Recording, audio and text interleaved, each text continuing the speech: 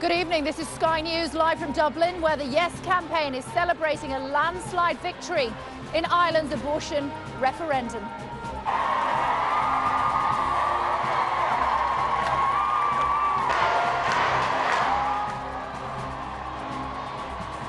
Ireland's Prime Minister hails the vote as the culmination of a quiet revolution.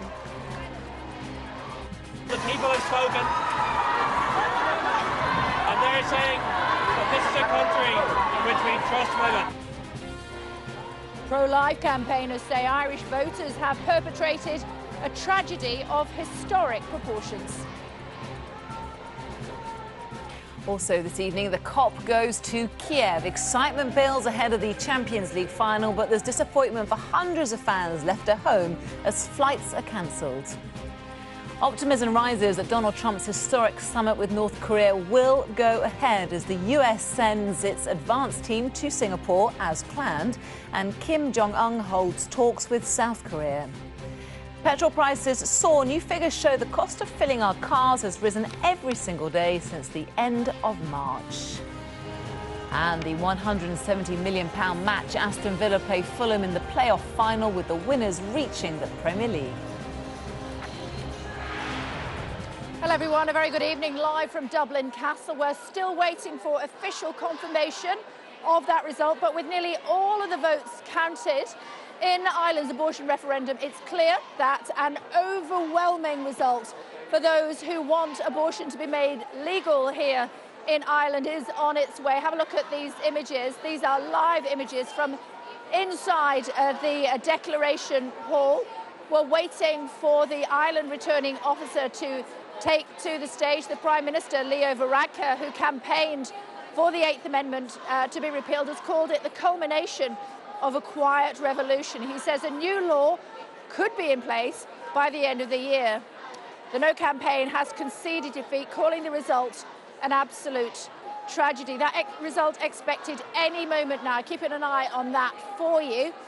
Let's just show you our map, though, should we, while we're waiting for that. We've just had a sea of green for yes just at the moment. Nearly all of the 40 constituencies have declared. All of them voted in favour of a change in the Constitution. Along with two others, we're still waiting for County Donegal to declare, which could be the only constituency to buck the trend. As those results came in, there were cheers, there were smiles, there were hugs, and there were tears. And celebrations here at Dublin Castle, where the Irish Prime Minister, Leo Varadkar, addressed the crowds. First of all, the people have spoken, and they're saying that this is a country in which we trust women and respect their choices. And thank you so much for making today possible. Thank you. To save the 8th, the clause in the Irish Constitution that protects the right to life has conceded defeat, saying Irish voters have perpetrated a tragedy of historic proportions. What we're going to do at this stage is we're going to hold the government to what they have said, and what they have said is that this is restrictive abortion, and what they've said is that this will not impact on babies who are diagnosed with a disability in the womb, and they must stand over that, because there's a lot of people who would have voted for this referendum believing them. So we will very much hold to that, and I want to take this opportunity to thank all the amazing people around the country who work so hard on such a fantastic campaign to protect babies in the womb and mothers and fathers who've been left out of this discussion to a large part. We'll move forward, we'll regroup, and we will continue to protect the most vulnerable among us. Let's bring in our chief political correspondent, Beth Rigby, who's been covering events with us here at Dublin Castle. Still waiting for the result, Beth. We are, Kay. We have had a turnout figure, though, in the past few minutes. 65% of the Irish population turned out to vote. And we know that they have overwhelmingly voted yes. We're just waiting, as you said, for that final result. And when I was down at the count in Dublin this morning, Dublin was always a repeal stronghold. We all knew that. But hundreds of campaigners descended on that count to celebrate, to hug, shed some tears, palpable relief that they had won the day, because it did feel much tighter on the ground, and the polls were much tighter than the actual final result. And then we went to Savita's memorial, and Savita was a woman who died in 2012. She died from a miscarriage, from sepsis. She got that infection whilst pregnant. She asked for an abortion. She had a 17-week-old baby, and they wouldn't give her an abortion while there was still a fetal heartbeat, and she died. And her death really galvanised the Yes campaign. Of course, there have been a number of abortion referendums in Ireland ever since '83, when the 8th Amendment was inserted. This was the 6th one, and this was far the most definitive one, because this was the one that said yes or no to have an abortion in Ireland. And it really was Savita's story that lit that flame, was the touch paper, the light paper for a renewed campaign to get to this point. And I think that's why so many people have come here today, because many of them would have been campaigning for weeks to try and secure that yes vote. But it is now a huge landslide, it looks like, but it definitely didn't feel like that even a couple of weeks ago. When I was out with canvassers, they were genuinely very nervous about whether or not the yes side would win. And everyone thought even if it did, it would be very tight, you know, in the way Brexit was in the UK, but that just hasn't come to pass. Yeah, I mean, we're looking at the images from the declaration room. Beth, it's very busy in there now. We will be hearing from the declaration officer, returning officer, I should say, for Ireland, and then we'll hear from the Prime Minister, the Taoiseach, after that. This should have happened much earlier in the day. Do you think it's because of the turnout, or do you think it's because of other issues too? Well, it's been high turnout, so they've just got more votes to count. But as we know, it's been slightly held up by a fax machine. It's always the technology that fails you in the end, isn't it? As we know sometimes on live telly. But I think there has been, you know, probably a big turnout, and of course that might slow it down. But we've literally been waiting for an hour now, haven't we, just for those final votes to come in, and then Leo Varadkar will no doubt address the people, and I'm sure there will be a mighty roar from this crowd, who are really getting into the mood now, singing and chanting. And that little rain shower has definitely not depleted their numbers, has it? No, it's passed by, hasn't it? And they're once again gathering in significant numbers here in the quadrants at Dublin Castle. Down in Donegal, Darren McCaffrey is standing by for us. Hi, Darren. Have they declared yet? No, Kay, we are still waiting. I have to say, as are all the campaigners. They're essentially dismantling the tables and the concentre around us here, but we still haven't had a declaration. Now, that is in part a sign just of how close this constituency has been. It has not followed the national trends. It looks like Donegal may well have just marginally, by maybe about 52–51% voted against changing the constitution. It has not followed not just Dublin, but indeed neighbouring counties and constituencies. When we look at places like Sligo, Leitrim, and indeed even Donegal South, have all voted rather resoundingly for yes, but that has not happened here. And been speaking to lots and lots of people over the last few hours, Kay, and there is a sense, I think, of disappointment amongst many of them. Many wanted to keep the current constitutional arrangement as it is, and ultimately that has not happened. And we do have to reflect on the fact that this was an enormous vote for yes, way ahead of expectations, way ahead of what I had thought they would potentially get, travelling around many parts of the country, particularly here in the west of Ireland over the last week or so. But ultimately, about a third of people, it seems, voted against that. They wanted to keep the 8th Amendment. And so they do feel this sense of disappointment. Here, why has Donegal voted against what the rest of the country have done? Well, in part, this is a rural part of Ireland. We are very, very far from the capital. It is somewhere where the church still holds an awful lot of sway. But ultimately, it is a place that is now going to have to fall in line with that democratic decision by the Irish people. In the last few minutes, Kay, we've had the official turnout figure. That is 64.5% of people voted in this referendum. As we know, around two-thirds voted yes. And listening and talking to government ministers today, it sounds like they're going to act on trying to bring in legislation to actually legalise abortion, because all this vote does is removes the constitutional ban, that legislation could be put forwards as early as Tuesday. So we're still waiting the results here. This is clearly going to be potentially the last county to declare, but the only county and constituency that will have voted no in this historic watershed moment for Ireland. This woman, you clearly want what you would. We have known the result for some time, and they're deliberately holding back the Donegal result. Why? I don't know. Do you think because it's going to reflect bad on the national vote? No, it's not going to reflect on the national vote at all, but I don't know why they want to announce all the others. And like, we are last. We've been waiting here for ages. She cannot announce the result for Donegal until she gets the go-ahead from Dublin. Can't understand why. We can't indeed. I think there's, Kay, there a sense of the frustration that many people have here that, as that woman rightly pointed out, the returning officer has known the results since 4:30, but why it's not been announced, well, we really don't know. But what we do know is that it's close, and we think this county, this constituency, has voted against repealing the 8th Amendment from the Irish Constitution. OK, Darren, thanks very much indeed. Somewhat of a festival atmosphere here at Dublin Castle now. I think that was Molly Malone. They were just singing. Yeah. They are. They're yeah. Now we're breaking into song now. They're probably, well, there you go. Let's just let them enjoy the music. Yeah, we were talking about turnout earlier. Listen to them for a sec. We've got Jonathan's way, then he can show us.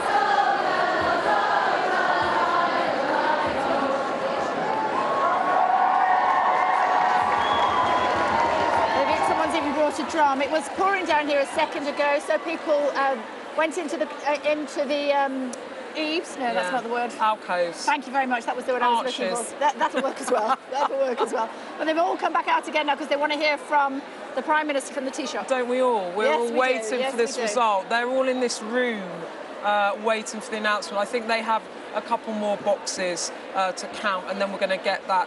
And we're looking at those result. pictures. If you're just wondering what that shot is, that is the declaration that we are waiting for. The room, it's filling up.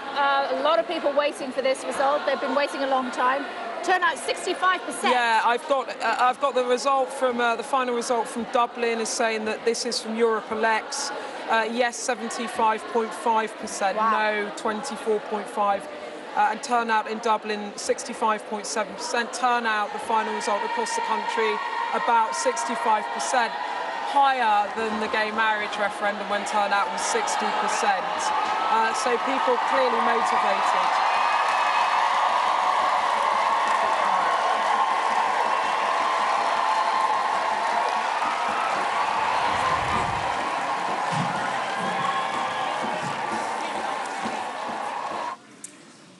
Good evening, everyone. I've received the results from all constituencies, and so I will now make the declaration, and I'll do so in Irish and in English. Tána hifigi cora vortual taréis na torhi in Yochdal counter occur in Yuldum. Shohalanas Marshin, Tora Shaladak and Referendum V. Shulanye, Aaron Referendum V. Aaron Toga Sevilla Uman Sheyu Lasu Struka Aaron Mumukt Gavila is up there. I've been notified by the local returning officer. OK, speaking in Gaelic just now, we will hear from him now in English. In the 36th Amendment of the Constitution Bill 2018 is as follows. Líon umlán na vótaí a cathú. Gá bhiliún céad is cúige in 1,600,000 is cúige a cúig. Total poll 2,159,655. Líon na bápar neamhálaí 6,000 Invalid ballot papers 6,042. Líon na vótaí bhálaí 2,000,000 céad is cúige 3,630. Total valid poll 2,153,613. Líon na vótaí I bhábha an tógra 1,000,000 is 29,000 is up to a hain.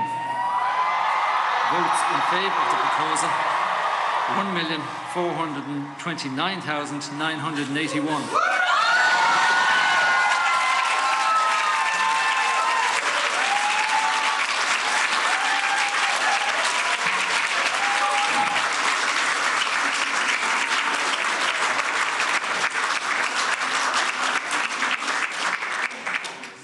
Sin na vótaí I gcuine an tógra, 723 míle 632. Votes against the proposal, 723,632. More of na vótaí I bhábhar an tógra, 706 míle 349. Majority of votes in favour of the proposal, 706,349.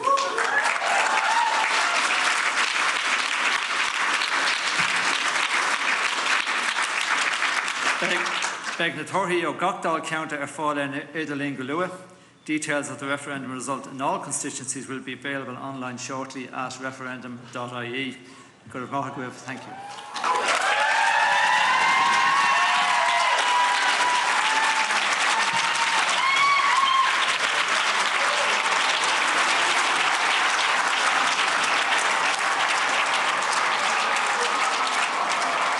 Beth is with me. Beth, majority in favour, 700,000. Yeah, a big majority. You can hear the crowd. That's what they were waiting for, Kay. It's definitive. They have repealed the 8th. And actually, if you look over there, someone's holding up a picture of Savita, who we were talking about earlier. She really has become the face of this campaign. So 2,115,000 people voted in this referendum. It was a turnout of 65%. Exactly, 65%, Kay, which is 5 percentage points more than the gay marriage referendum. So a big turnout. And as we were saying earlier, across, you can hear her chanting her name.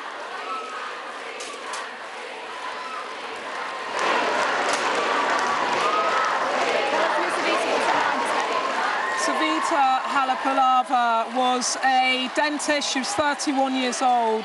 She died of a septic miscarriage. She asked for an abortion. She was a doctor. She knew something was wrong. She was a dentist, but she had a medical background. She knew something was wrong with her. She requested an abortion a number of times. She was refused because there was a fetal heartbeat, and she sadly died.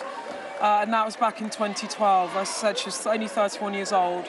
And that really galvanised the repeal campaign, and it gave it a new impetus. And people that I've spoken to in the campaign said that really they felt it was Savita and the memory of her and the fact it mustn't happen again that got a whole new generation of people involved in this campaign, because obviously there have been campaigners since 1983 trying to get the 8th repealed, but now it's finally happened. There's a lot of emotion in the audience tonight. There's a lot of joy. There's been a lot of singing. The politicians have gone out of their way to say it's not a joyous occasion. They didn't want it to be the same sort of celebration as when we saw same-sex marriage being allowed. Yeah, and I think when I was here, there is some champagne throwing though.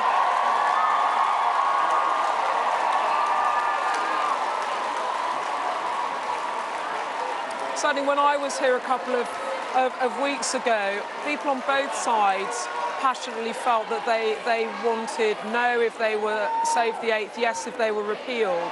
But this is about abortions, and this is about crisis pregnancies and about personal tragedies, whichever scenario a woman has an abortion in.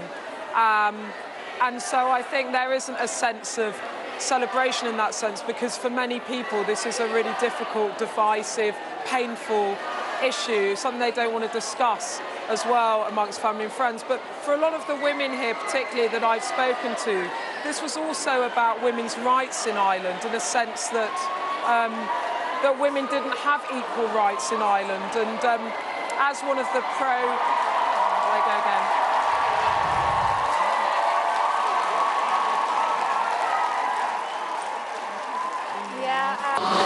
Erin Villa is declaring, I think it's a little bit the morning after the Lord Mayor's parade, isn't it? Because all of these people here know exactly what is going to happen now.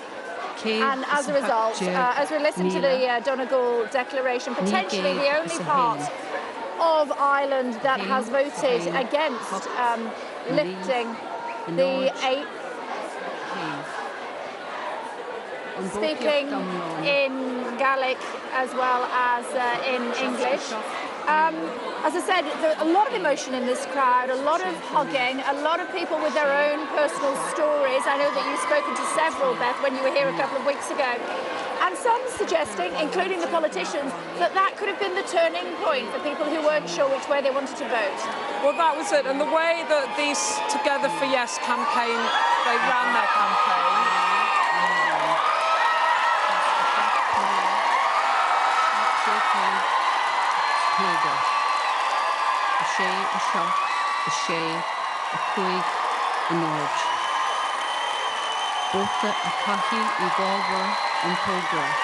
Simon Harris, the health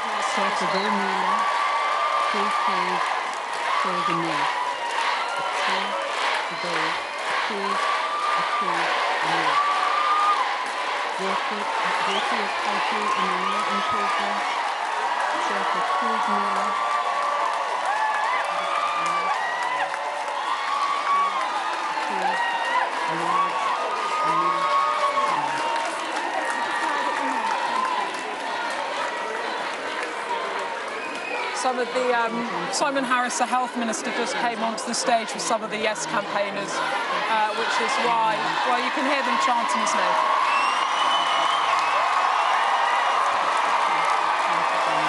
Yeah, so we can see Simon Harris. Let's just hear, just so that we're crossing the I's and dotting the T's from Donegal. I think we know the result. 901. Total poll 67,839. 67839. Invalid ballot papers 189. 189. Total valid poll 67,650. 67650. Just getting the result from Donegal and we're with you. Votes cast in favour of the proposal 32,559. 32559. Votes cast against the proposal 35,091. That's the result of the Galway constituency vote. Thank you. Gora Mahagi. OK. So, Owen Murphy, who is the Housing Minister, but also ran this campaign with the government, as expected. A huge turnout across the country, a huge vote for yes. Every part of the country voted for yes, bar one county. It's amazing. It's very emotional for a lot of people who are here, as you can hear from the chanting and the cheers. Simon Harris, our Minister for Health, who ran the campaign, is just behind you there. And yes, we did is the chant. It's a very important day for the country, but as the Taoiseach has said, this was a quiet revolution that was building for decades of people who didn't agree with putting the 8th Amendment in our Constitution in the first place. And yesterday finally had a chance to take it out again. So it's a very important day in that regard, but this is a change that it seems Ireland has wanted for quite some time now. What happens next? Now we move to legislate. So in the coming days, the President will sign into law the removal of the amendment from the Constitution. On Tuesday of next week at Cabinet, Minister for Health Simon Harris will bring his proposals as to how we take the legislation through the Parliament. That will take some time. So in the time being, there won't be a lacuna in the law. There is already a protection of life during pregnancy piece of legislation that's there. That will be in place until we bring forward the new reforms under the new legislation. What happens to women who want to have an abortion in the meantime? Well, until we have the new legislation in place, the existing laws still stand. So there will be no change for them until we actually get the new laws enacted. So unfortunately, that very difficult thing that we have seen, that women having to leave their own country to find care in a crisis pregnancy or importing in abortion pills and taking them in a very dangerous way without medical supervision, that will unfortunately potentially continue until we have the new laws in place. That's why this is priority legislation for the government. We'll do everything that we can, working with other members of the Parliament, to get the laws enacted as expeditiously as possible, but recognising that it's a complex piece of legislation and it will take some time to scrutinise it appropriately. There's a lot of singing, there's a lot of champagne, there's a lot of hugs. You didn't want it to be necessarily a joyous occasion, did you? Well, I think the fact that women might find themselves in a crisis in their pregnancy, of course that's not a joyous situation for anyone. But I think what the campaigners here are recognising today is that they've worked for a very long time to make sure that we can bring about these supports for women in our own country without having to export that problem. And so they're very happy, naturally, that we now have made this change and we now can look after women ourselves in our own country. 700,000 majority, that's a whopping majority. Were you expecting that? Jeremy Corbyn saying it's good news. We weren't expecting it, to be frank, and we've been involved in this campaign for a number of months, knocking on doors every night, but in a central team reviewing progress every week. We were getting more confident towards the end of the campaign that it would pass, but I don't think anyone saw this kind of a majority, and that's because it's a very private issue for a lot of people. So not unlike other campaigns where people might express their intention to you, they weren't necessarily when we knocked on their doors. So you might say there was a silent vote for yes, and again, that speaks to what Taoiseach Leo Varadkar was talking about over decades. There was a silent revolution building that wanted to see change, and yesterday finally got that opportunity to vote for change. He changed his mind. He was against abortion. That's right. A lot of my colleagues have travelled a journey on this. They had a different view in times gone by, but as they've come and met more women, the interesting thing about Leo Varadkar and Simon Harris is they both have responsibility for Minister for Health, the Taoiseach previously and Simon Harris now. And I think in that portfolio in particular, they realised that we were failing women in this country by not providing for their healthcare needs in a crisis pregnancy. A lot of us during the campaign heard very, very difficult stories to hear from young couples who had found themselves in this very difficult situation and had to travel abroad.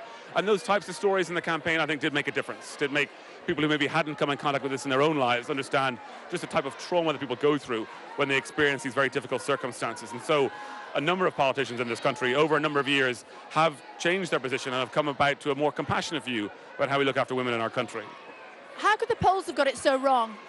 I don't know if the polls did get it wrong. I mean, the polls were always predicting a majority for yes. They were also, though, showing that there was a large cohort of people who were undecided, who hadn't made up their mind yet. And in a situation like this, much like we experienced on the doors ourselves, perhaps people weren't sharing their intentions with the polling companies either. So from the point of view that the polls were predicting a yes, they were right in that regard. But no one had predicted, I suppose, so much of a yes vote turning out on the day itself. Mr. Murphy, when we were speaking earlier before the official result was announced, we knew it was going to be a landslide according to the exit polls. Now we've got the official result. And a thought for those who don't agree with you. Well, I think the important thing is to recognise that this decision has been made now by the people to take the 8th Amendment out of the Constitution. And we were very clear when we started this campaign that what we wanted to do was bring about a more compassionate legal and healthcare system for women in this country. And by removing the 8th, we could begin to do that, and we would do that with legislation.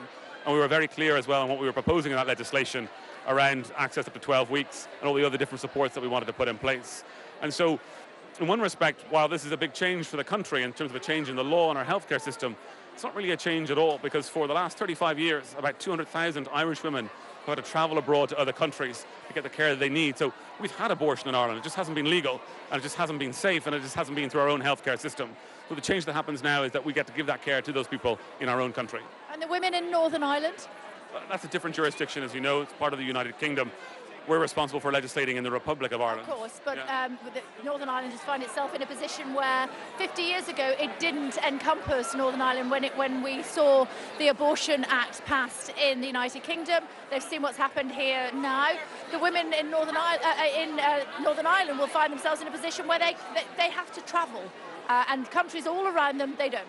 You know, that's really an issue for the electorate there in Northern Ireland, for the people there in Northern Ireland. You must have an opinion. Well, you know, obviously I voted yes. I'm in favour of what we've done here in this country. I believe that women, when they have a crisis pregnancy, when they have faced this very difficult circumstances, that the healthcare system in their own state, in their own country, should be able to support them. That's why we've championed a yes in our own country. Final thought, the Pontiff is coming soon. How will you square away with him what's happened here? Well, I mean, we talked about this earlier on. The Pope is the leader of the Catholic Church. We have a large Catholic majority in this country. We're very excited that he is coming here. But what we have done today is not incompatible with being a Catholic. I'm not one myself, I'm not religious, but he is obviously very welcome as the head of the Catholic Church. We are a multi-faith society, a very diverse society. Irish society and Irish life has changed quite a bit in the last number of years in a very positive way, and people embrace that change. And we look forward to that visit, but it's not incompatible with what we've done today. Good to talk to you again. Thank you so much. Thanks very much indeed. Thanks a lot. I was chatting to Beth Rigby just a moment or two ago, our senior political editor. Perhaps we'll just be able to wrap up with her before we hand back to London, heading our way. We've got a mic here, Beth. So the crowd's starting to thin out a little bit now. We were hearing from Owen Murphy. He is the Housing Minister, but he's also the Interior Minister. He has been responsible for this campaign. He's talking about Tuesday when they will start to put it into law. That's when draft legislation is going to be discussed. Yeah, and Leo Varadkar was quite clear, wasn't he, earlier, that he thinks that this could be into law before the end of the year. And when I asked Simon Harris, I know you spoke to him too earlier, the Health Minister, I said to him, well, what about the people that voted no? Because the polls do show, so the vote is 66% yes, 33% no. That's 1 in 3 people that voted.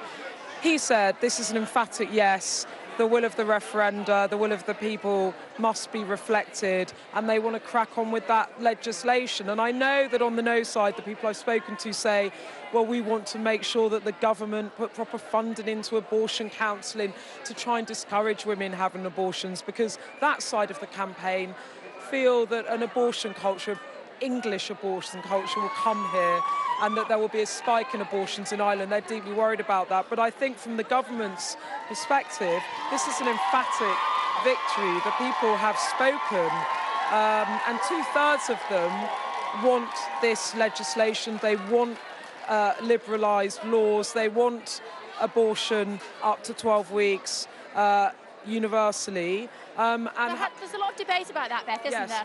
And it will be abortion on request. Yes, it will. The question is that stricter or not than it is in the United Kingdom? Well, it technically is less strict than in the UK. But when you ask politicians, they disagree with you. Well, it is technically less. It's semantics, but it is actually less strict than in the UK, because you have to get 2 doctors to sign off in the UK.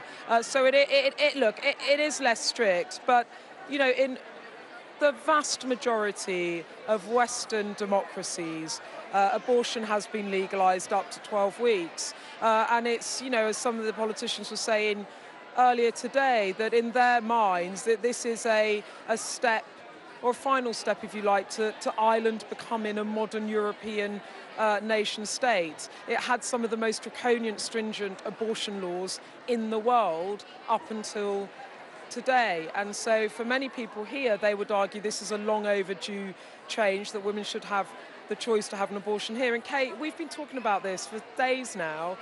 As you know, 9 women a day are travelling for an abortion overseas, 3 a day are taking an abortion pill at home. That's a dozen women a day. That's not going to change anytime soon, is it? Well, it will begin. It won't change immediately, no, because they have to put the legislation through. But I think on the back of that level of support from the public, it's going to be very hard for the no side to really fight the politicians as they put through that. Sorry to interrupt, Beth. I was asking Mr. Murphy about what would happen to those 9 women a day that are travelling mostly to the United Kingdom, but also to other parts of Europe, between now and when it becomes legislation. And he had to reluctantly accept that they will still have to do that. Yes, they will still have to travel, because this referendum wasn't to immediately legalise abortion. It was to repeal the 8th Amendment in the Constitution that put that constitutional ban on abortion. So the people have said we can take that out of the Constitution, but now they have the legislative framework that they have to put in place. But from what Leo Varadkar was saying earlier, hopefully for women here, by 2019, that legislation will be in place and they can have abortions here in Ireland rather than having to come over to the UK or to Europe. So then Malta will be the only country, I think, in the whole of Europe where abortion is still illegal. But then there's that small matter of Northern Ireland. Yes, Northern Ireland. The 1967 Abortion Act wasn't extended to Northern Ireland, and then the British government actually, in direct rule over Northern Ireland, had 40 years to put for abortion. She's not going to do it now, though, is she? Because she needs Arlene Foster's support. And that's the point. So there's 1 million women in Northern Ireland that still don't have access to abortion. And we were saying earlier, there were posters dotted around here saying, the North is next. Stella Creasy, British MP that's been campaigning a lot for more support for women in Northern Ireland. She's already sending out Twitter messages, starting the campaign for Northern Ireland. But as you said, there's no government instalment at the. There's no assembly at the moment. And Theresa May is heavily reliant on the DUP to prop up her own minority government in Westminster. So the idea that there is political appetite to try and force this sort of change through in Northern Ireland is for the birds.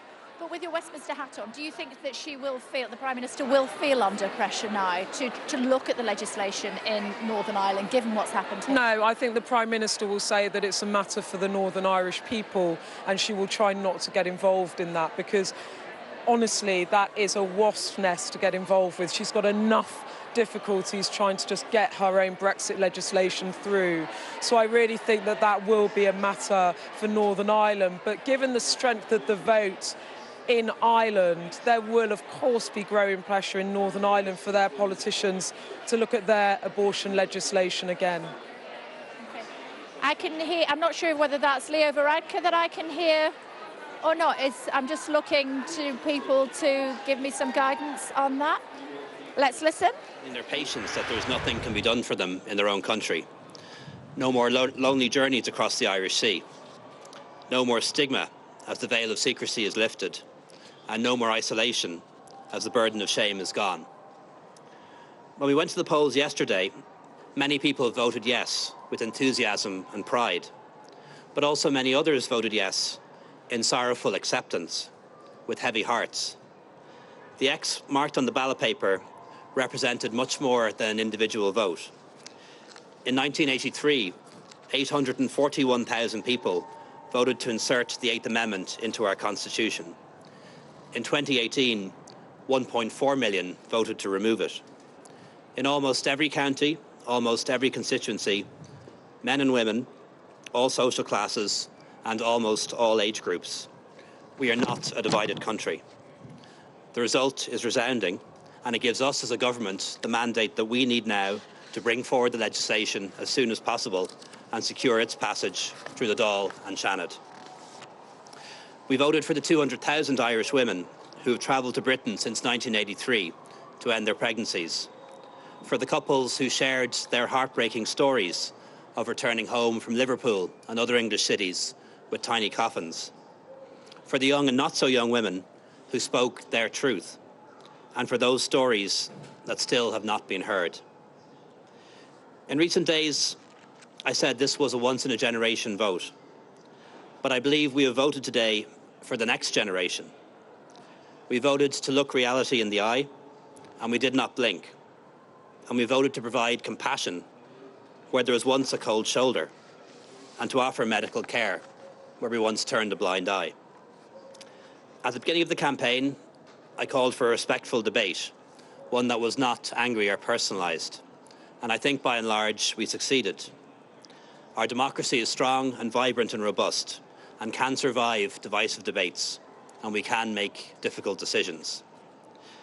To those who voted no, I know that today is not welcome, and you may feel that the country has taken the wrong turn, that this country is a country you no longer recognise.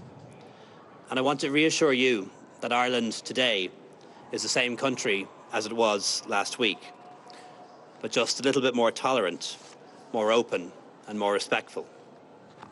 I'd like to thank all of you who brought us here, the members of the Citizens' Assembly, the All-Party Oireachtas Committee, the leaders of all the main political parties, and Independent Alliance and independent ministers who supported this change, those involved in civil society, particularly Together for Yes and other civil society groups who've been working on this issue for many years, and especially those individuals, those brave men and women who opened up their hearts and shared their personal stories and their personal experiences with the Irish people. As leader of Fine Gael, I'd also like to acknowledge the role of Senator Catherine Noone, who chaired the All-Party Oireachtas Committee, the Minister for Health Simon Harris, and Minister Josepha Madigan.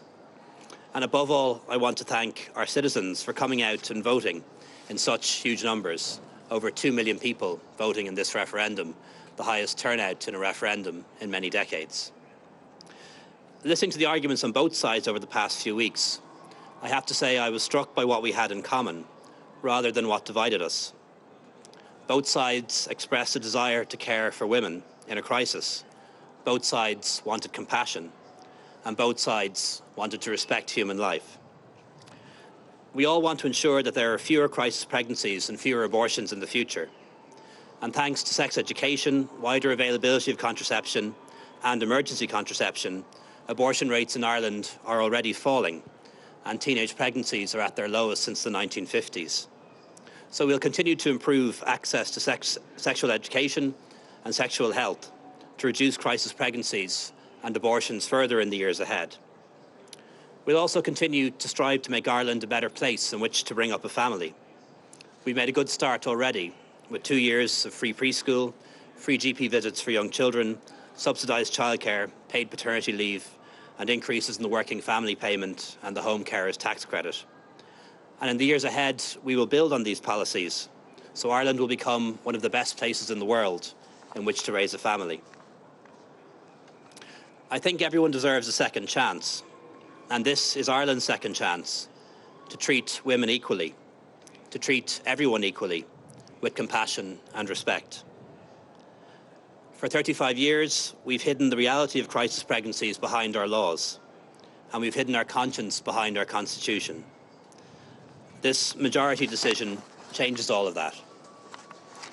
Bhualam buíochas agáil le gach ile duine a cá sa referendum é, is go né lornach dar nain lehas é, an referendum agus tréimhéin referendum is léir é. Okay, so the Taoiseach speaking live to the people of Ireland. That's it, Beth. Abortion will be legal here in Ireland.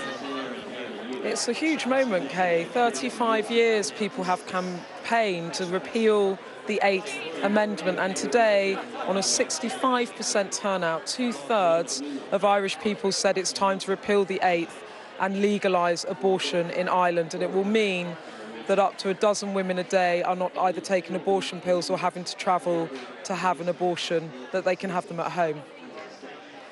Let's listen to him again. From under the last of our shadows into the light. The day we came of age as a country, and the day we took our place among the modern European nations of the world. Today we have a modern constitution for a modern people. I want to finish with just a few words from one of my favourite poets, the great Maya Angelou. And she said, "History, despite its wrenching pain, cannot be unlived, but if faced with courage, it need not be lived again." And so the wrenching pain of decades of mistreatment of Irish women cannot be unlived. However, today we've ensured that it doesn't have to be lived again. Thank you. Gur míle agat. That was the Taoiseach speaking live. Beth Rigby, final thoughts from you. It has been quite the journey for the women and men of Northern Ireland. Today they voted in significant numbers. 1.4 million of those who voted want abortion to be legal. That's right, Ken. I just think, to put it in the context of how Ireland has changed in the past 20 years, they've voted for gay marriage, for divorce, contraception is now widely available, children out of wedlock, but abortion, if you like, was the last intractable issue. And certainly on both sides of the campaign, people were unsure about whether or not the Irish people were ready to lift that constitutional ban and bring abortion to their shores.